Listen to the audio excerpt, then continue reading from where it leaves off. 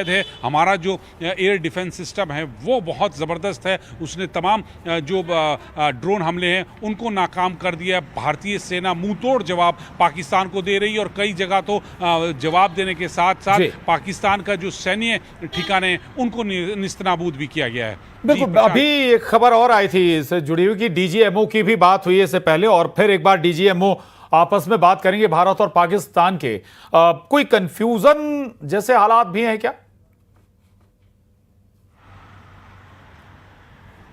अब प्रशांत देखिए, ये तो बड़ी अजीब सी बात लगती है कि दोपहर करीब 3:30 बजे के आसपास 3:35 पे दोनों देशों के डीजीएमओ में बात होती है और फिर समझौते की सीज फायर की बात होती है और उसके सीज फायर के कुछ घंटों बाद उल्लंघन कर दिया जाता है। फिर वही हालात बनते हैं, बल्कि पहले से ज़्यादा 2 दिन से ज़्यादा हालात ख़राब कुछ घंटों में हो जाते हैं। और अब जब भारतीय सेना अपना जवाबी कार्रवाई करती है तो घुटने पर आकर फिर डीजीएमओ कहते हैं कि हम बात करेंगे, हम बातचीत का रास्ता अपनाएंगे। तो ये थोड़ा सा मतलब कंफ्यूजन वाली बात तो नहीं लगती प्रशांत, ये लगती है कि पाकिस्तान का जो धोखेबाजी का चेहरा है, मक्कारी का चेहरा है, वो सामने बार बार आ रहा है। मतलब आप बातों में उलझाए रहिए कि हम आपसे बात करेंगे और आप वहां से हम पर फायर करते रहिए।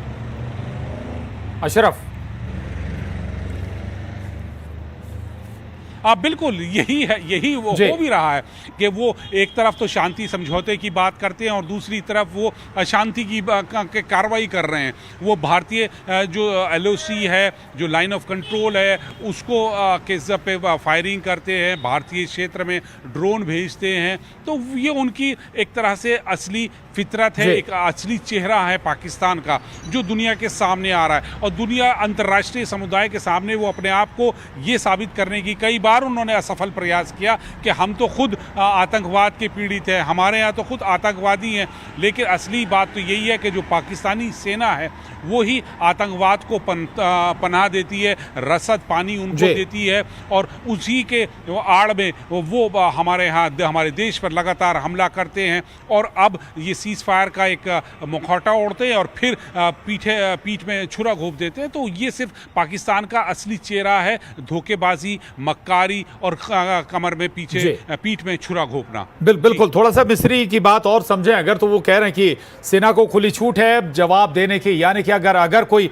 शेलिंग होती है, हैवी शेलिंग होती है, या जिस तरह का भी पाकिस्तान की तरफ से अगर कोई हिमाकत की जाती है तो फिर उसका उसी अंदाज में जवाब भी दिया जाना, और इसके लिए पूरी तरह से फ्री हैंड है सेना के लिए। और ये बात पहले दिन से तय है।